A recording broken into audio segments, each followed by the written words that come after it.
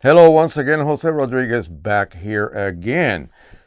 Oh boy, when people get the results they are not expecting, and usually that means bad, whatever they are seeing that they declare as not being normal, there are many things that can happen to your results when you are printing that will cause you to think, oh, wait a minute, this doesn't quite look right as I would expect this, $500 printer to be producing. What could be the problem? Well, let me describe some of the problems that occur. Of course, color balance. Color balance will be one way or another.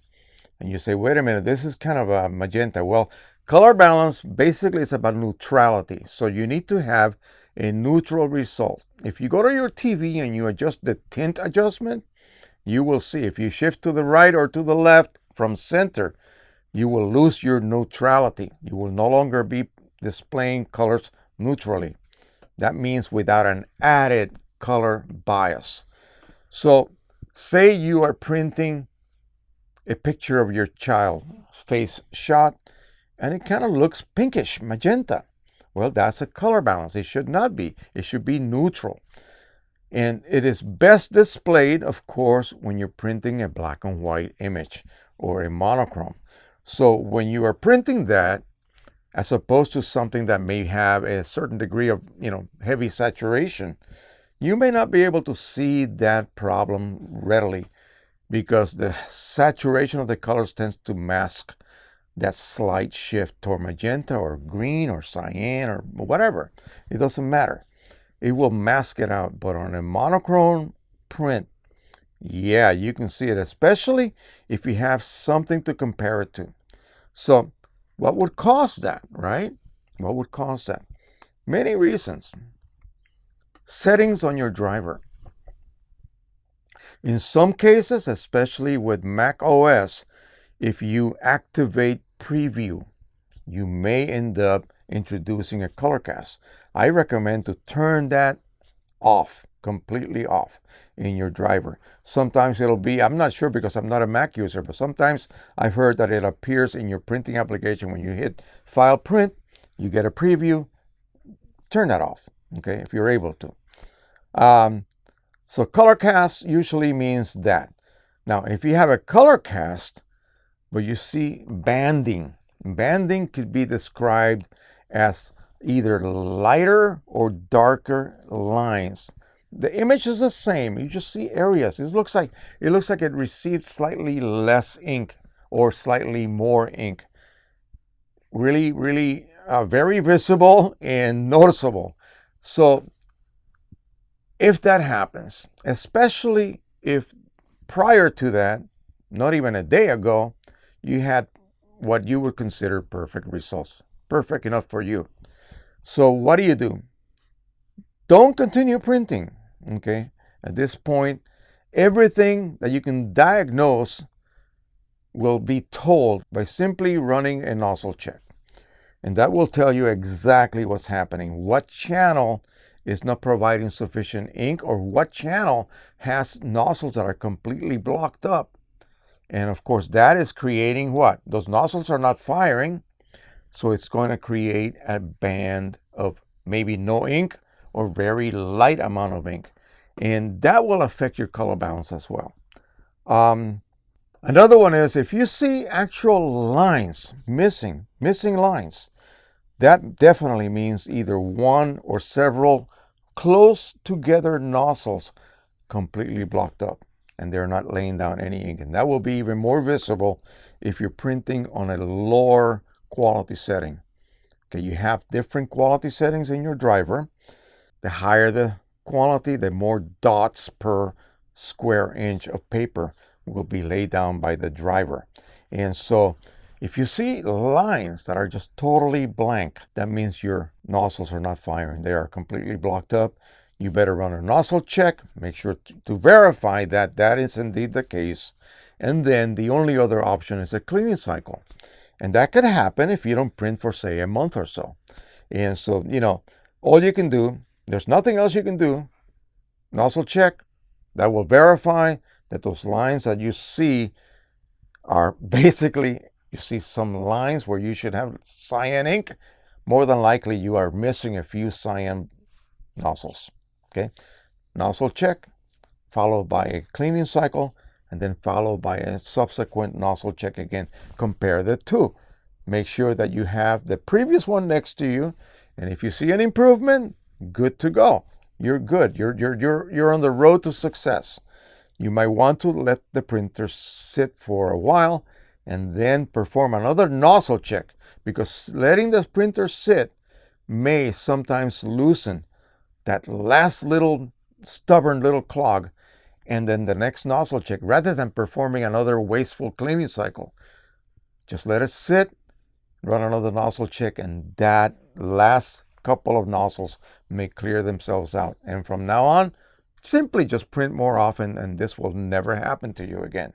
Sometimes when you're feeding certain types of papers, especially what I call slippery papers, and these could be simply resin coated papers, and you haven't cleaned your rollers forever and ever, these rollers rely on their natural stickiness to grab a good hold of that paper as they initially feed it, and of course throughout the whole feeding of the paper as it's being printed upon, make sure that paper is kept from skewing.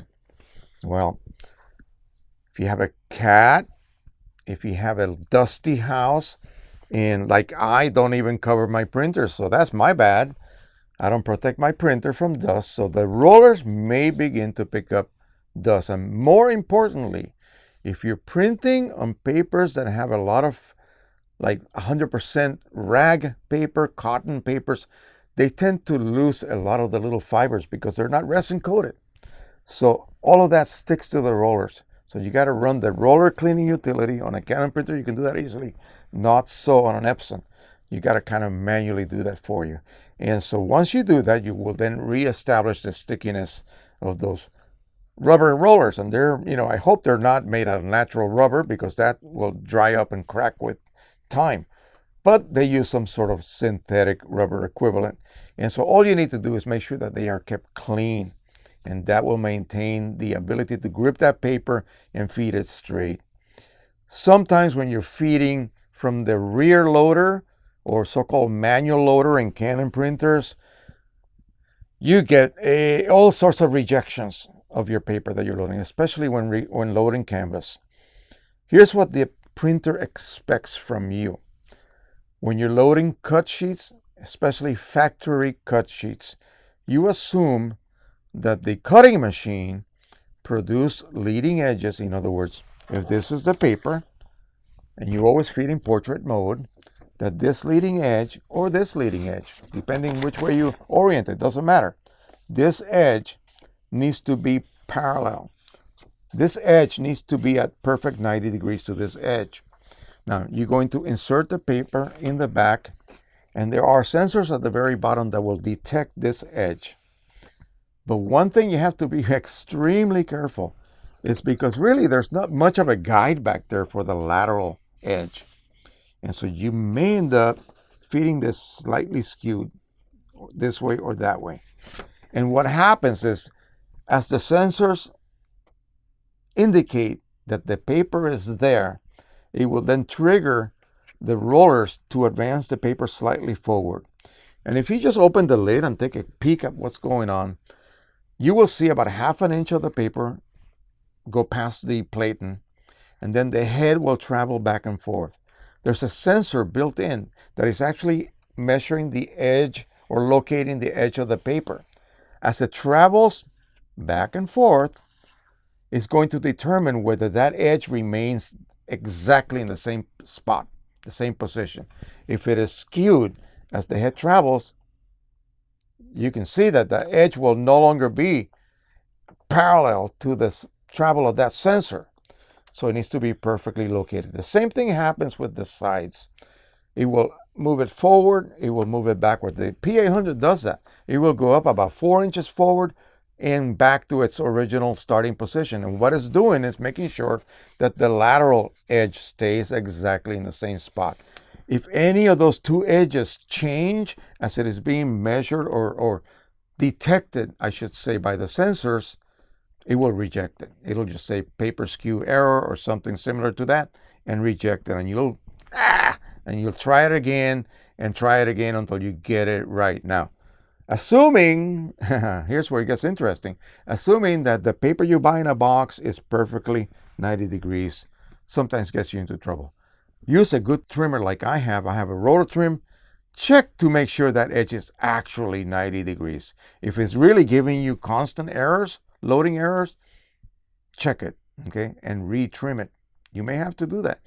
Canvas sheets that you buy, pre-cut canvas, are notorious for that. Totally notorious.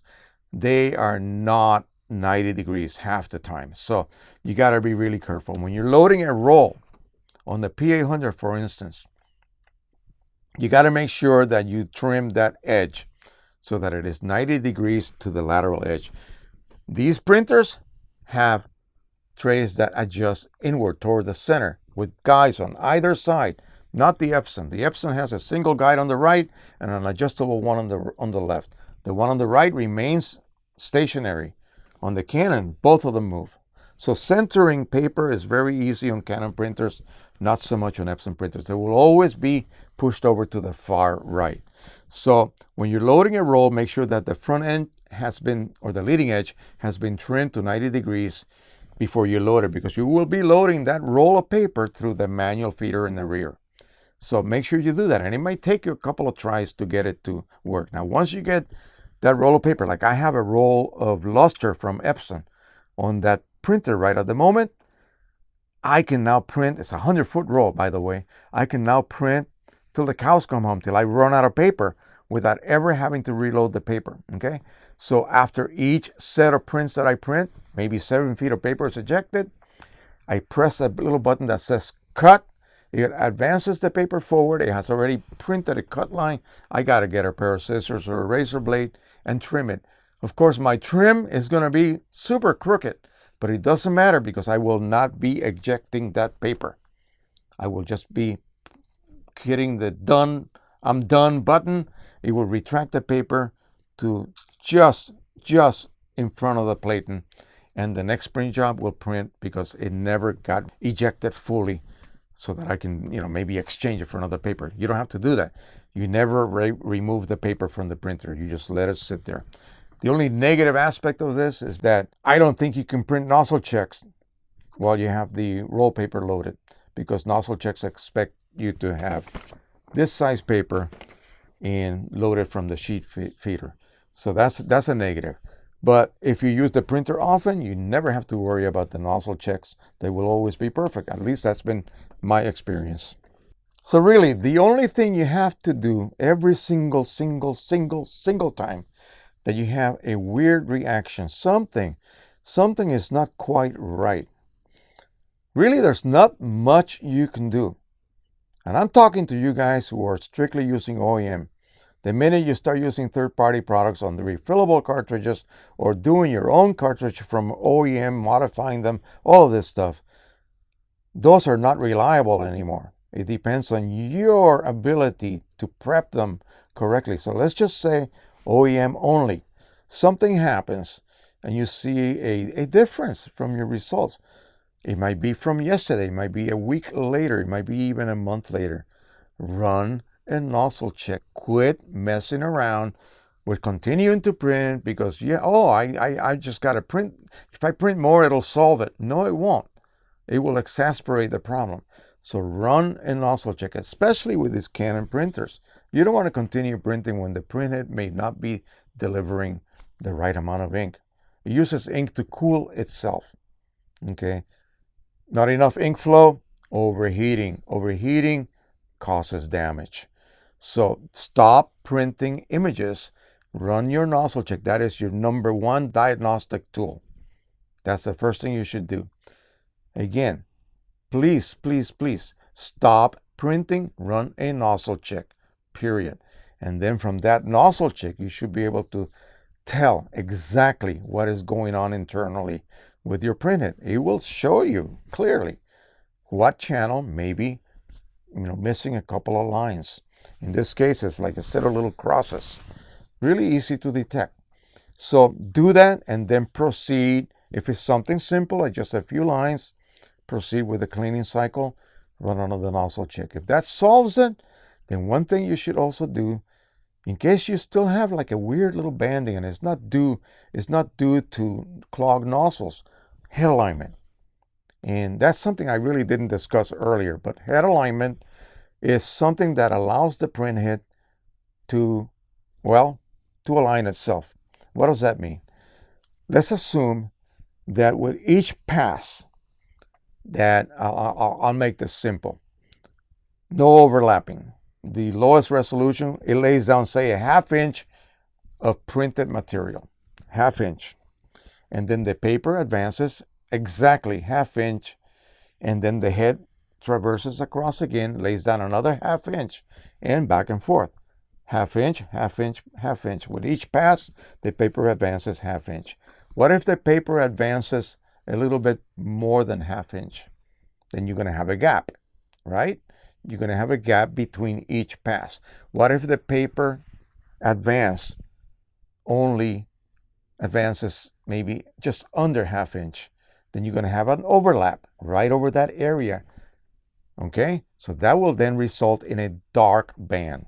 So now let's just say you're printing at a higher quality. That means the paper may only advance 1/8 of an inch every time, but it will still lay down 1/2 inch. The thing is, it is overlapping dots now. It is doing what is called dithering. And that will mask out a bit of misalignment, but you will still see that banding. You will still see maybe 1/8 of an inch apart, a little hairline band between those two that's a little lighter or a little darker. And that is always, always, always due to a head alignment problem. And you will have to run an auto head alignment. This is easy to do here. It's easy to do in most of the Canons and as well as the Epsons. And you should do that like every 6 months anyway. So that usually will solve the problem. If it does not, then you have another problem in your hands. There is such a thing, and we're not going to get into the details of this, but something called the encoder ribbon or strip. It is mylar. It has micron little lines separated a few microns each. And it uses that as sort of a GPS positioning system. So as it travels across, that strip passes through a sensor in the back of the printhead, and it determines exactly where it is located laterally. Sometimes that will get a little bit dirty, especially if you do a lot of borderless printing and generate a lot of overspray. So that will have to be physically clean, and it's not an easy job to do. If you're a little fearful to do stuff like that, you may have to take it to the shop to have it cleaned for you. And that will then allow you to perform a head alignment that will actually solve the problem.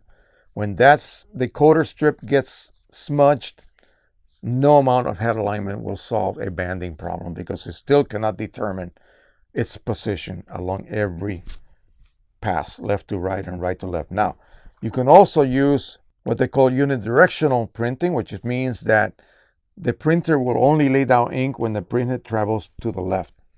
And then it will return, the paper will advance, more ink is laid, it will return, the paper will advance, and more ink is laid. Okay? Bidirectional means the paper will advance a little bit, ink will be laid down, the paper advances again, and more ink is laid down. So it's printing twice with each full pass. Unidirectionally, only once. And sometimes people say, well, if you have a problem where no amount of head alignment procedures solve it, then choose to print unidirectional. It'll take twice as long. And some people print unidirectionally all the time anyway. They claim that it produces slightly better quality. I'm not sure about that, okay? I haven't really detected any difference. But anyway, that is all up to you to choose to do so. So again, there are many other little problems, but I don't want to bore you. The next video that I'm going to do, I'm going to talk about this puppy right here. Forget the Pro 1, Pro 10, Pro 100. They're too simple. these printers are extremely complicated. And I'm going to give you a list of things that this thing will do to keep itself running in perfect condition, because us users will never take care of that printer the way it can take care of itself. Okay? A little bit controversial. All right, but it has to do it because we're not going to do it. All right, I'll leave you with that. Don't forget to subscribe, share, and like. And until the next time, happy printing. Bye-bye.